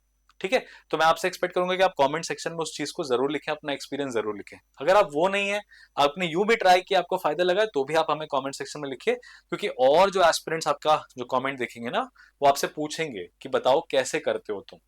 तो हो सकता है कि इससे भी आपको आपके फ्रेंड्स मिल जाए जो आपको हेल्प कर सके प्रिपरेशन में। ओके, तो 30 मिनट्स पर डे आपको ये काम करना है, और हफ्ते में एटलीस्ट 4 दिन 1 घंटा करना है। या तो आप 30 मिनट प्रतिदिन करिए, ठीक है, तो इन सब में ऐड हो रहा है, या आप हफ्ते में 4 दिन निकालिए, यानी लॉजिकल रीजनिंग को पूरे वीक में आपको 4 आवर्स देने हैं। समझ गए? जीके सेक्शन को टोटल आपके हफ्ते में 6 आवर्स देने हैं। लीगल सेक्शन को भी कितना देना है, 6 आवर्स देना है। ठीक है, यहां पे आपको क्या करना है, एलपीटी के पोर्टल पे बहुत सारे प्रैक्टिस सेट्स हैं, आप इसको करिए। एडिटोरियल रीडिंग और समरी है, वो भी एक तरीका है, उसको आप कर सकते हैं। क्लासरूम में जो सर और मैम ने शीट्स प्रैक्टिस कराई हैं, अलग अलग हमारे जो लॉजिकल के फैकल्टीज हैं, आप उसको घर पे दोबारा सॉल्व करिए। और मॉक पैसेजेस को मत छोड़िए, उसको भी एनालाइज करिए और उसको भी अटेम्प्ट करिए। इसके बाहर आपको कुछ भी करने की जरूरत नहीं है। आप कैट की मॉड्यूल उठा के सॉल्व करिए, आप इधर के एक्स्ट्रा बुक करिए, फालतू के मटेरियल खरीदिए, मत करिए वो काम। आप ये 4 चीजों को एकदम ऐसे उतार लीजिए अपने अंदर, घोल के पी जाइए, सॉर्ट ऑफ थिंग। और हफ्ते में कितने घंटे, 4 घंटे देने। 30 मिनट्स पर डे दें तो वेल एंड गुड है, नहीं दे पा रहे हैं तो 4 आवर्स, एक एक घंटे करके 4 दिन आप डेजिग्नेट कर लीजिए। ठीक है, अब यहाँ पे क्या होगा, स्कूल गोइंग किड्स को ये समझना चाहिए कि अगर हमें हफ्ते में 6 दिन मिलते हैं, एक दिन हम संडे, भाई leave Sunday for mocks and leave Sunday to take a break, mock दीजिए, आराम करिए, खेलिए, क्रिकेट खेलिए, फुटबॉल खेलिए, किसी की जिंदगी के साथ मत खेलिए बस। बाकी आप स्पोर्ट्स में रहिए, गिटार बजाइए, संडे को आप फन करिए, लेकिन 2 घंटे मॉक दीजिए, उसके बाद आप फन करिए, क्योंकि मंडे से स्ट्रेस आएगा। तो हफ्ते में अगर 6 दिन है हमारे पास, तो 6 दिन में हम क्या करें, 3 दिन क्लैट का स्ट्रेस लें, 3 दिन बेसिक हाइजीन करें। इस तरीके से आप अपनी प्रिपरेशन को ऑगमेंट कर सकते हैं। तो ये काम हो गया आपका। अब आते हैं क्वांटिटेटिव एप्टीट्यूड पे। जैसा कि मैंने आपको बताया कि ये काम आपको 30 मिनट्स पर डे तो करना ही चाहिए, जिसमें आप 10 से 20 क्वेश्चन सॉल्व करने की कोशिश करेंगे। नहीं तो 4 दिन एटलीस्ट 1 आवर। अगेन देखिए QT is where 4 hours in a week is required, 4 घंटे यहाँ पे भी रिक्वायर्ड है। अब क्यूटी आता क्योंकि 12 नंबर का है, लॉजिकल रीजनिंग 25 से 30 नंबर का आएगा, लेकिन दोनों में प्रैक्टिस बहुत ज्यादा चाहिए, ठीक है ना। तो क्वांटिटेटिव एप्टीट्यूड करना है अपने को, प्रैक्टिस मॉड्यूल से आप चीजें निकालिए, क्लास में सॉल्व होती है। क्लासरूम मटेरियल में सर ने क्वेश्चन कराया, मैम ने क्वेश्चन कराया, जो भी आपका क्लास का हुआ उसको आपने घर पे दोबारा सॉल्व किया, वो भी इंक्लूडेड ही है इसी में। मॉक की आपने डीआई उठाई, आपने मॉक में डीआई छोड़ी हुई है, आप उसको अटेम्प्ट करिए। या कोई भी स्टैंडर्ड मैथ्स की टेक्स्ट बुक अगर आप ले लें और उससे 10-20 सवाल भी सॉल्व करें। भाई आपने 8th और 10th में आपके स्कूल में मैथ्स की तो किताब थी ना, तो उसमें आप ट्रिग्नोमेट्री हटा दीजिए, ट्राइंगल सर्कल्स ये सब हटा दीजिए, लेकिन जो कॉमर्शियल मैथमेटिक्स और मेंसुरेशन वाले चैप्टर्स है उसी से सवाल उठा के कर लीजिए। मैं नहीं कह रहा अलग से कोई किताब खरीदिए, मैं कह रहा हूं अपने स्कूल की 8th और 10th की किताब उठा लो मैथ्स की, उसी से सवाल सॉल्व करो। अब वो तो कोई नहीं मना कर सकता ना कि वो भी स्टैंडर्ड बुक नहीं है, एलपीटी का मटेरियल इज बेस्ट, यहां से ये कर लिया तो सब कुछ सही है। क्लास में सर ने जो कराया मैम ने जो कराया वो कर लिया तो और अच्छी बात है। अभी भी आपका मन नहीं भर रहा है तो मॉक के डीआई सॉल्व कर लो, अभी भी मन नहीं भर रहा है तो मैं कह रहा हूं कोई स्टैंडर्ड मैथ्स की टेक्स्ट बुक उठा लो, कोई एक काम तो करो, ठीक है।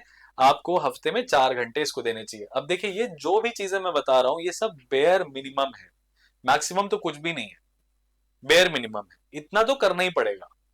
उसके बाद एट द एंड क्या बचता है हमारे पास, इंग्लिश नॉलेज। मैंने लास्ट में इसको रखा बट ये सबसे जरूरी है, मतलब ये नहीं है अगर तो ये सब पानी में चला जाएगा, ये नहीं है अगर तो इसका कोई मतलब नहीं है, समझ गए।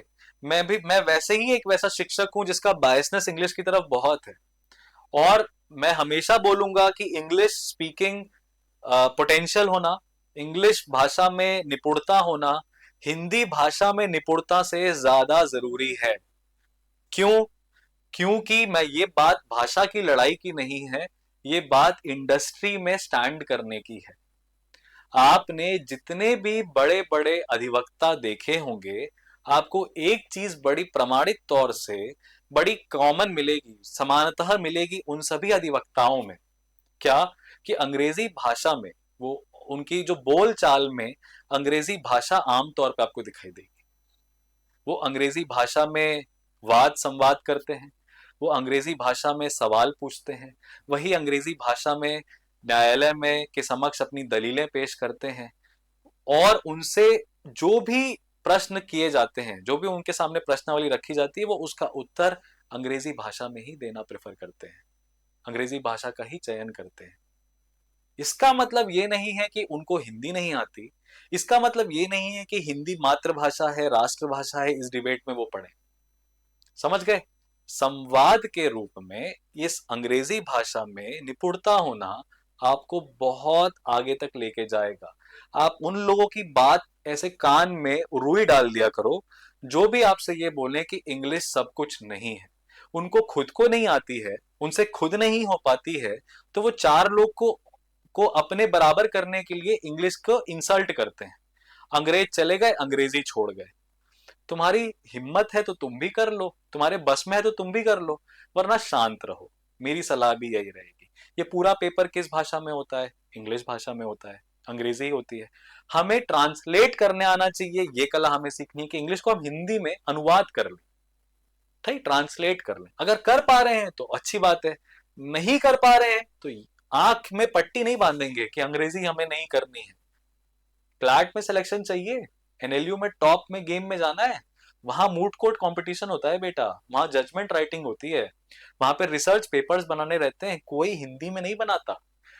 भारतीय जनता पार्टी की सरकार हो चाहे कांग्रेस की सरकार हो, legal pedagogy legal teaching Hindi में भी होनी चाहिए, ये एक पॉइंट ऑफ आर्ग्यूमेंट है, लेकिन फिलहाल इंग्लिश में होती है, ये फैक्ट है। तो हम उन्हीं की सुने जो इस इंडस्ट्री में पुराने हैं, जिनको इस इंडस्ट्री का एक्सपीरियंस है।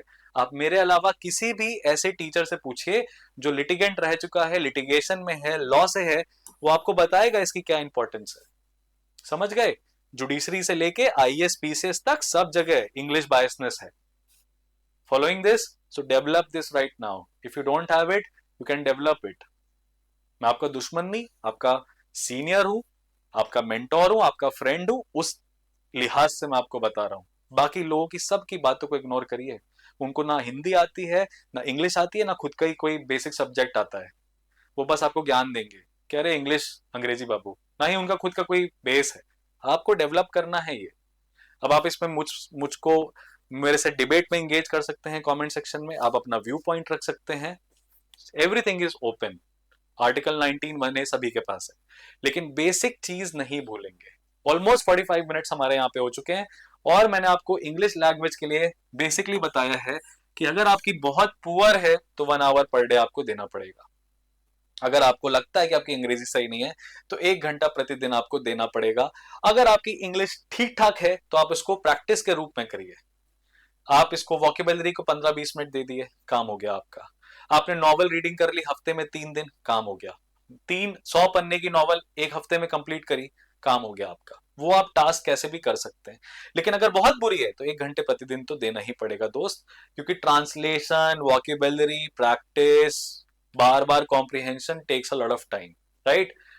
इसमें आपको इंटरप्रिटेटिव रीडिंग पे ध्यान देना है। बच्चे क्या करते हैं, सिर्फ पढ़ते हैं, अंग्रेजी पढ़ ली, एकदम भौरे की तरह आवाज आती है, ठीक है, मॉस्किटो की तरह they buzz around, but they are not interpreting it, they are not understanding क्या कह रहा है, कहाँ टोन चेंज कर रहा है, कहाँ ऑथर दूसरे कॉन्टेक्स्ट पे जा रहा है, किस तरीके से सरकाजम दे रहा है, किस तरीके से वो अपनी सैडनेस को शो कर रहा है, कहाँ वो यू कैन से क्या क्या वो फिगर्स ऑफ स्पीच होते हैं ना बहुत सारे, वो सब चीजों को यूज कर रहा है। इंटरप्रिटेटिव रीडिंग करनी है आपको, सिर्फ रीड नहीं करना है। आपको स्टैंडर्ड नॉवेल्स का बेहद यूज करना चाहिए। यहाँ पे आप स्टैंडर्ड मैगजीन्स का भी यूज कर सकते हैं, बिकॉज कॉन्टेक्स्ट निकल के वहीं से आता है। और मॉक पैसेजेस को बहुत डिलीजेंटली सॉल्व करिए, आराम आराम से पढ़िए, एनालाइज करिए कि क्यों गलत किया, क्या गलत किया। आप सभी में देखेंगे कि मॉक को मैं source of practice plus test plus आपका बेसिक जो हैंडआउट है यूज करने के लिए, उसको लेके चल रहा हूं almost for every section, right. अब 4 घंटे आपके मिनिमम निकल के आ गए। अब ये स्कूल गोइंग किड है, स्कूल गोइंग किड है, तो 2 घंटे हाइजीन है, इसमें 2 घंटे आपके स्पेसिफिक सब्जेक्ट्स हैं पर डे, तो 4 आवर मिनिमम बेटा आपको देना पड़ेगा।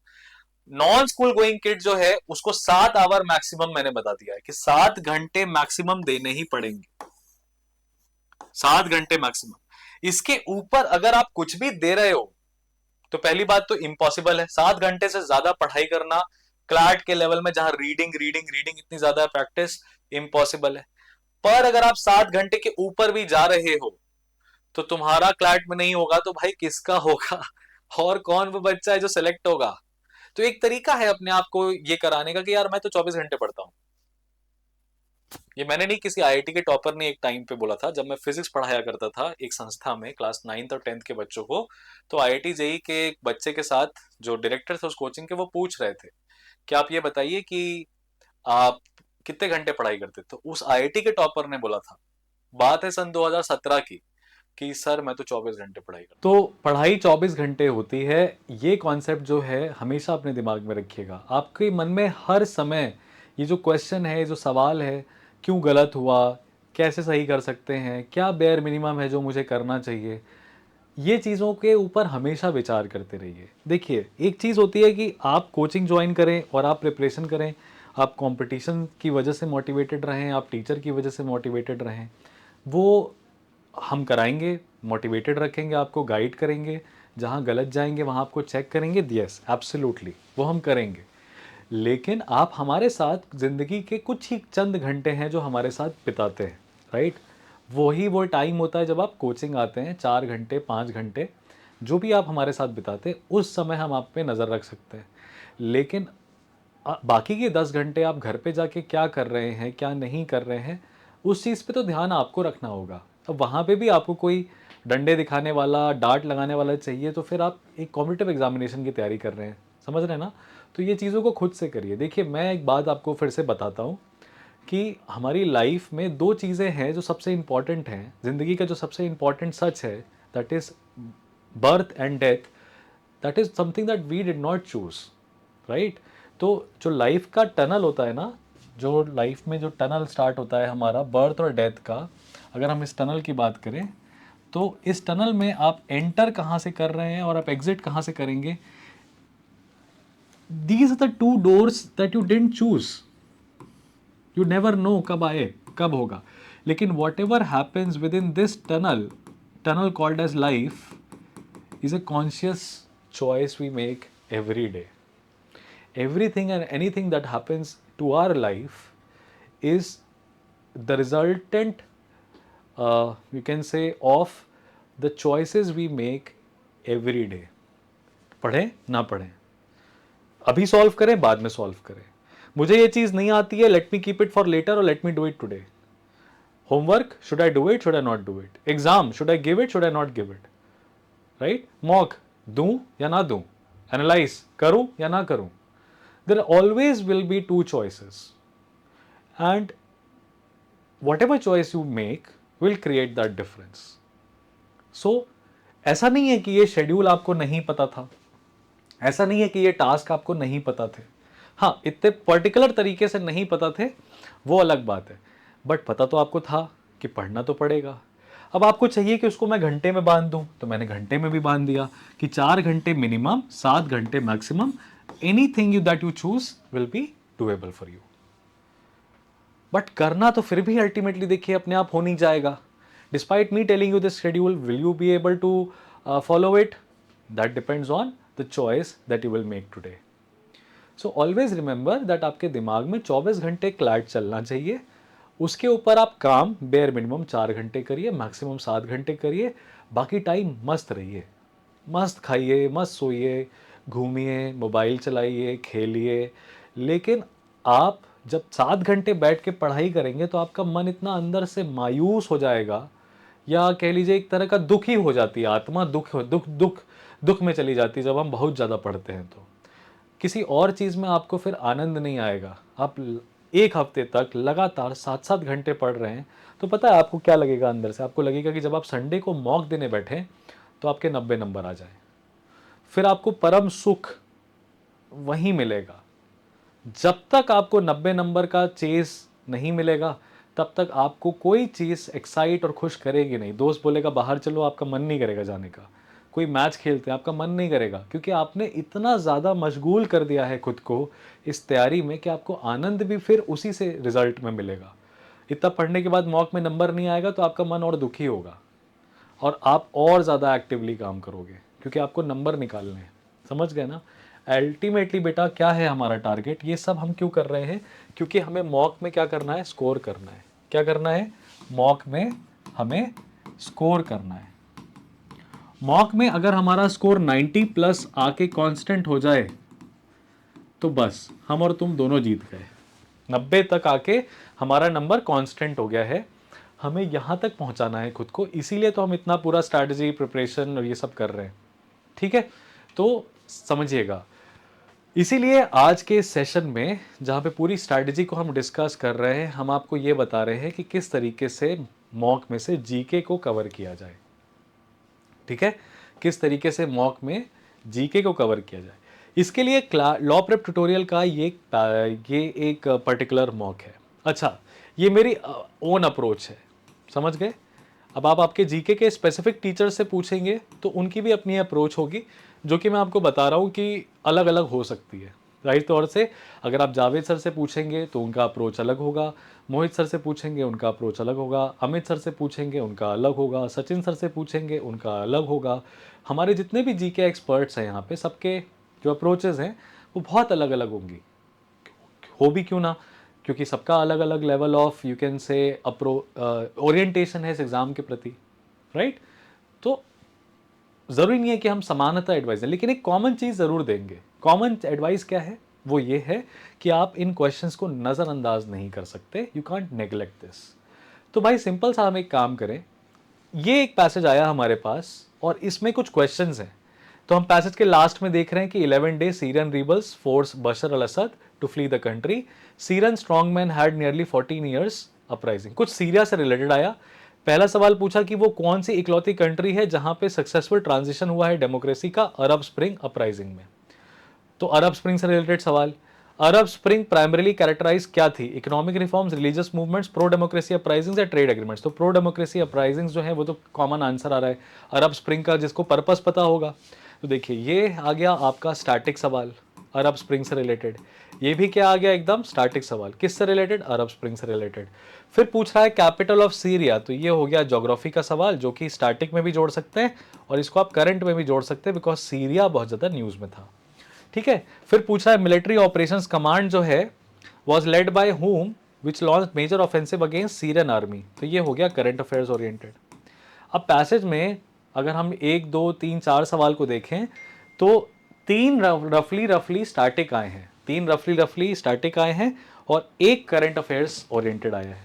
लेकिन अगर हमने ये आर्टिकल पढ़ा होगा तो हम 2 सवाल तो एटलीस्ट कर पाएंगे, भले अरब स्प्रिंग के बारे में ना पता हो। तो इसीलिए इस पर्टिकुलर पैसेज में 2 स्टैटिक 2 करंट्स अगर सवाल आ रहा है तो हमें सबसे पहले क्या करना चाहिए, क्वेश्चंस नोटिस करने चाहिए। क्वेश्चन देखिए आया पहला अरब स्प्रिंग अपराइजिंग पे, दूसरा सवाल आया कैपिटल ऑफ सीरिया पे, तीसरा आया who led the military operations command. Okay, अब जब हमने इन क्वेश्चंस को पढ़ लिया, अब हमारे पास 2 ऑप्शंस हैं। एक ऑप्शन ये है कि हम हमारी क्लैट एक्सप्रेस को उठाएं। अब क्लैट एक्सप्रेस अगर हमने एक बार पढ़ी है तो हमें मंथ आइडेंटिफाई हो जाएगा कि किस महीने की क्लैट एक्सप्रेस से आया है। पर अगर आपने क्लैट एक्सप्रेस पढ़ी ही नहीं है और मॉक में ये पैसेज देख रहे हैं तो आपको पता भी नहीं है कि क्लैट एक्सप्रेस में आया है कि नहीं आया है। इसीलिए क्या जरूरी है, क्लैट एक्सप्रेस का एक बार एटलीस्ट पढ़ा होना, ताकि आपको ये टॉपिक्स फिगर आउट हो जाएं। अब पहले क्या करें सर, पहले मॉक करें या पहले क्लैट एक्सप्रेस करें? मैं कहूँगा अभी फिलहाल आपके हाथ में क्या है, टॉपिक्स, इनको प्रिपेयर करिए। क्लैट एक्सप्रेस आपको कवर करनी है, that's subject to your study routine, subject to your efforts. लेकिन ये मॉक तो आप दे के आ गए हो ना, है ना, मॉक तो आपने दे दिया है, ये 3rd मॉक है, तो मॉक तो आपने दे दिया है। इससे रिलेटेड क्वेश्चंस तो आपको तुरंत प्रिपेयर करने हैं, मॉक एनालिसिस के टाइम पे करने हैं। तो अब आपको ये सिंपल स्टेप्स फॉलो करने हैं हर जीके के पैसेज और टॉपिक के लिए जो मॉक के दम पे आप प्रिपेयर कर रहे हैं। तो हम क्या करेंगे, सबसे पहले आपको सोर्स नोटिस करना है, यहाँ पे द हिंदू, ठीक है, द हिंदू दिया है। अब द हिंदू के बहुत सारे आर्टिकल्स क्या होते हैं बेटा, पेड होते हैं। आप खोलोगे अगर अरब स्प्रिंग ये हेडिंग लिखोगे Syrian civil war live updates, तो मे बी ओपन ना हो बिकॉज वो पेड है। तो हम क्या करेंगे, हम इंटेलिजेंटली काम करेंगे, हम गूगल पे डाल के अरब स्प्रिंग सर्च करेंगे।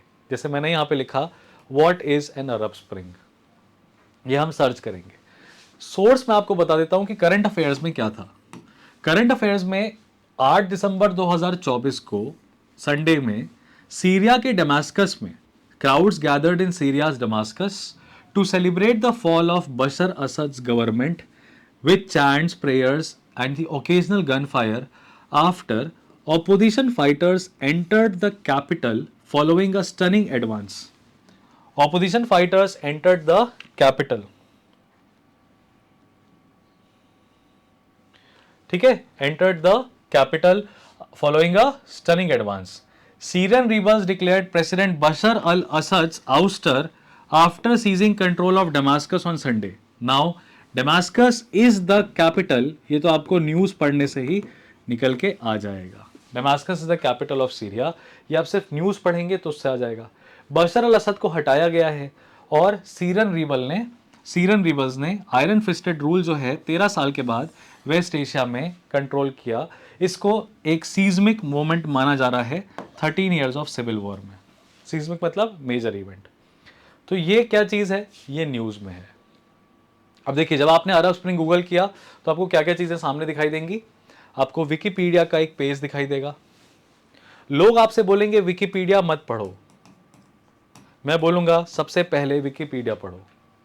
विकिपीडिया से क्वेश्चंस बना देते हैं कई बार लोग मॉक में, टेस्ट में, और आपको नहीं बताया रहता है कि विकिपीडिया पढ़ना ज़रूरी है। जब आप विकिपीडिया पे अरब स्प्रिंग खोलेंगे तो एक बहुत बड़ा आर्टिकल ओपन होगा। आपको स्टार्टिंग के 5 से 6 पैराग्राफ्स गो थ्रू करने चाहिए। उससे ना नोट मेकिंग करनी है ना कुछ भी करना है, बट एक सुपरफिशियली लेट अस से विकिपीडिया में क्या गलत होता है।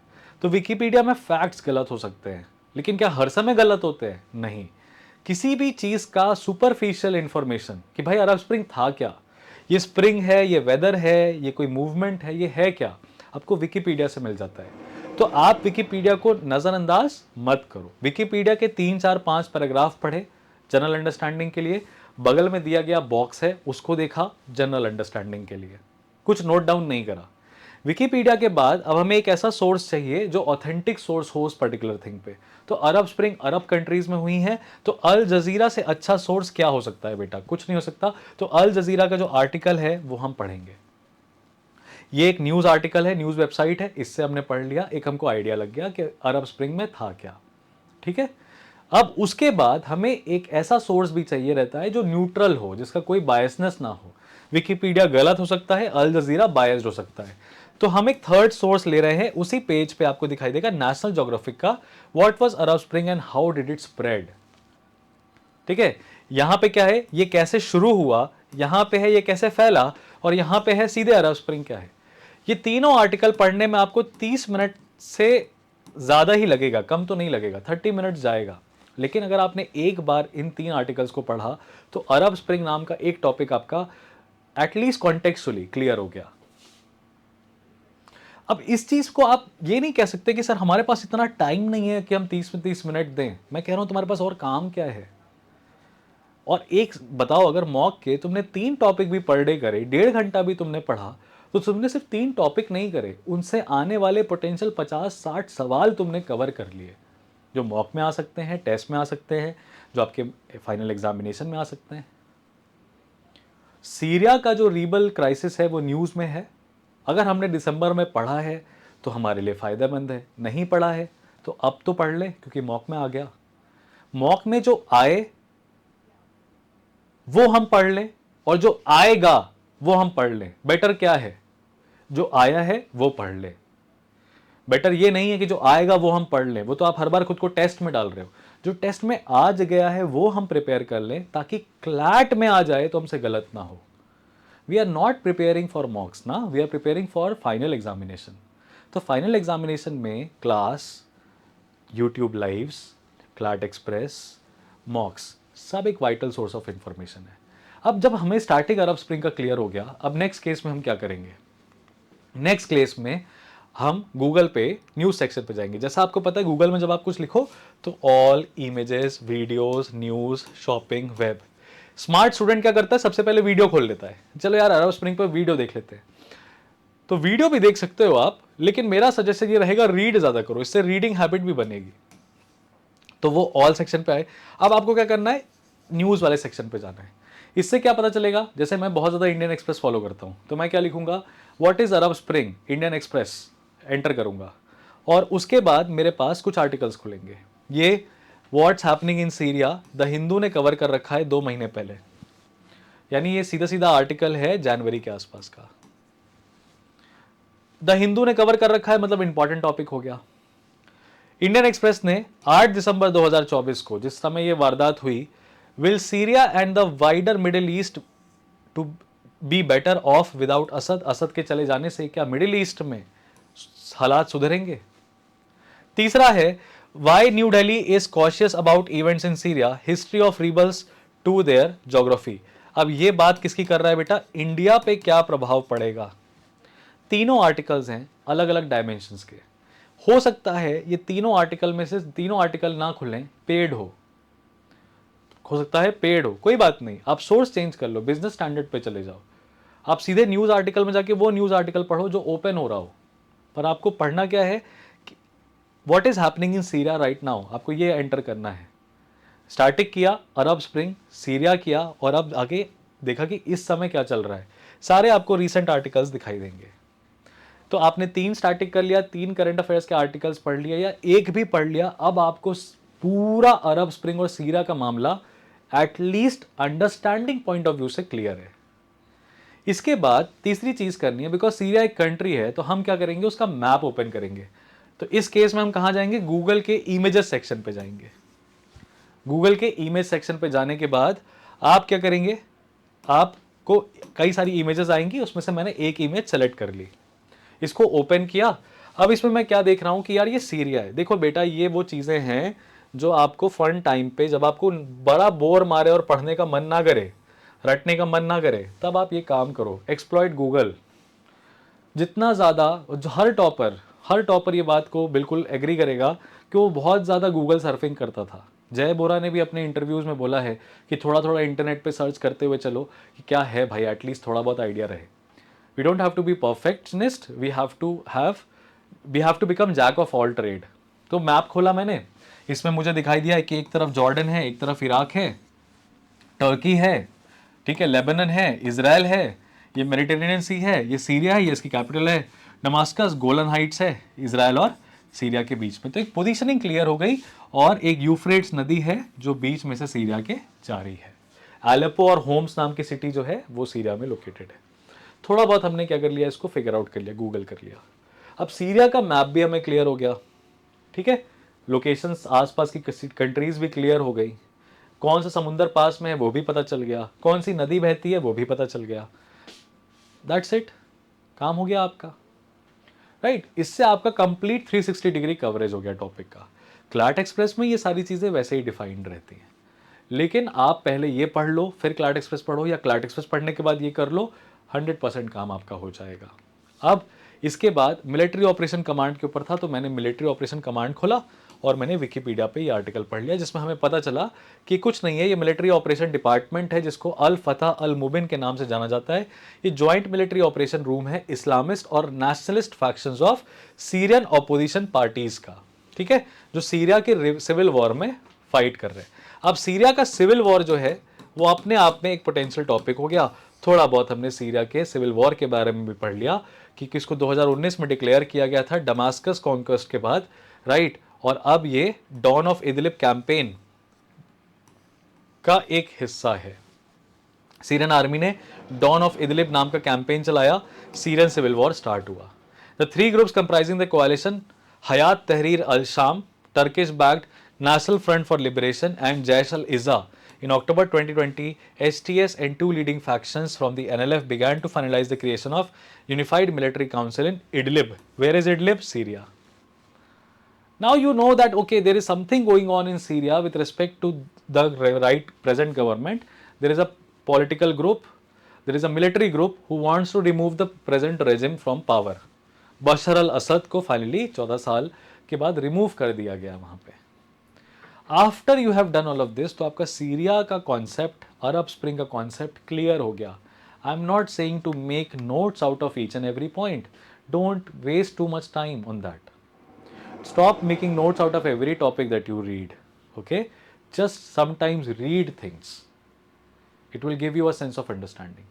Now I can do the same for legal, I can do the same for logical, I can do the same for English, but like I am telling you, there are three things that without which you cannot crack this exam, and the three basic assets that you have is English aptitude, where vocabulary is important, quantitative aptitude, QT की skill set, and third obviously is your newspaper. Along with that, a little bit of Google surfing. In fact, I'll tell you something. Most of the teachers will not tell you this. They do hesitate, but I don't know why. You can use also ChatGPT for that matter. Why not to use it? Students are using it. Use it. Why not to go and search something on ChatGPT? Tell me everything about Arab Spring. Tell me everything about Syrian crisis. Write that down on ChatGPT. What it does, it eases the process. It extracts information from different websites and put it forth before you. Now the point is, ChatGPT is a very you can say adolescent search engine. Mature नहीं हुआ है अभी ये, लेकिन आपको एक prime facie information तो देगा ना भाई। आप जीरो थे अभी तक, अब आपको कुछ पता है। क्या बेटर है, जीरो होना या कुछ पता होना? कुछ पता होना। तो वो हर सोर्सेज एक्सप्लॉइट करिए जो आप कर सकते हैं, राइट। बहुत ही अलग तरीका है, मुझे पता है। बहुत सारे लोग सहमत होंगे, बहुत सारे लोग असहमत होंगे, लेकिन एक स्टूडेंट के लिए बहुत ज़्यादा फ़ायदेमंद चीज़ें हैं ये, बहुत फ़ायदेमंद टिप्स हैं जो आप अपने नोट में लेके चलिए। अगर आप कमेंट सेक्शन में, यहाँ तक अगर आपने वीडियो को देखा है और अगर आप कमेंट सेक्शन में मुझे लिखोगे, मुझे अपने ओपिनियंस बताओगे, या आप चाहते हो कि लीगल लॉजिकल के लिए भी ऐसी अप्रोच बताई जाए, तो आप बिल्कुल लिखिएगा कमेंट सेक्शन में। हम लीगल सेक्शन को कैसे अप्रोच करना चाहिए एक मॉक में, कंसीडरिंग द फैक्ट दैट हमें कुछ नहीं आता है, तो हम कैसे अप्रोच करें, उसको कैसे प्रिपेयर करें, कितने नोट्स बनाने, वो भी हम आपको बता सकते हैं। इसीलिए मैं कहता हूँ कि मॉक एनालिसिस नाम की चीज़ नहीं होती है। मॉक एनालिसिस नहीं होता कुछ, आप एनालिसिस नहीं कर सकते। ठीक है, एनालिसिस करता है आपका OMR, जब उस पर जाता है तो एनालिसिस होके रिजल्ट आपके पास आ जाता है। मॉक एनालिसिस आप मत करिए, आप मॉक के टॉपिक्स को क्या करिए, प्रिपेयर करिए, और दूसरा मॉक के पैसेजेस को, गलत क्वेश्चंस को रीअटेम्प्ट करिए।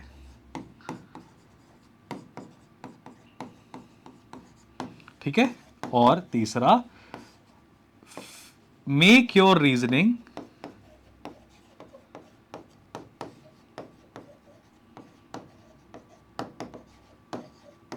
बेस्ड ऑन द आंसर की। जो आंसर की दी हुई है उसके हिसाब से आप आपकी रीजनिंग को डेवलप करने की कोशिश करिए। अपनी रीजनिंग को आंसर की पे मत थोपिए कि आंसर चेंज हो जाएगा, आंसर की बदल जाए। कुछ नहीं बदलता, कोई आंसर की किसी एग्जामिनिंग बॉडी की नहीं बदलती। Answer keys do not change, questions rule out कर देते हैं, क्वेश्चंस हटा देते हैं, they don't change the answer की। क्लियर है? ये 3 चीजें याद रखिएगा, मॉक के टॉपिक्स को प्रिपेयर करना है, रीअटेम्प्ट करना है, और क्वेश्चंस को में जो रीजनिंग है आंसर की वो काम आपको करना है। अब now this is such a detailed video of around 1 hour or so, and I believe आप इस वीडियो में एंड तक बने हुए हैं और आपने इस प्रॉपर चीज़ को देखा और समझा। अब आप आपका प्लानर बनाइए, आप आपका प्लानर बनाइए। आई एम सेइंग कि ये एब्सोल्यूट एडवाइस नहीं है, जिसको सही लगे वो फॉलो करे, जिसको ना लगे वो दूसरे से किसी से एडवाइस ले ले, जो भी आपको हेल्प करे। मैं तो यहाँ पे मदद करने के लिए आया था और अपना एक टेक बताने आया था।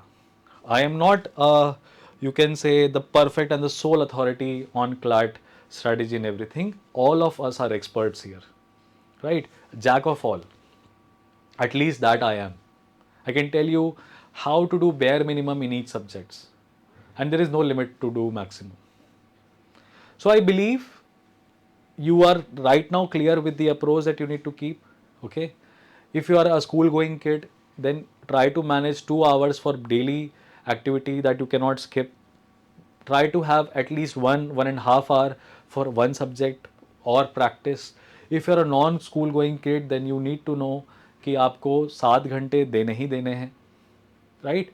तो एनी वे 4 घंटे मिनिमम है, 7 घंटे मैक्सिमम है। इतने कर लिया, इससे ज़्यादा कुछ करने की ज़रूरत नहीं है। लास्ट में जिन जिन सवालों पे गिर रहे हो उन सवालों पे खड़े होते चले जाओ, एग्जामिनेशन निकल जाता है। 70 मॉक देना ज़रूरी नहीं है, 70 मॉक को 140 बार देखना ज़रूरी है। मॉक आपने दे दिया, दैट्स वन पार्ट। घर आके उसको दोबारा देखेंगे, क्वेश्चन बाय क्वेश्चन प्रिपेयर करेंगे, और कुछ टाइम बाद उसको एक बार फिर से रिपीट में दोहरा लिया और अटेम्प्ट कर लिया, बात ख़त्म। मॉक देना इज़ नॉट इनफ।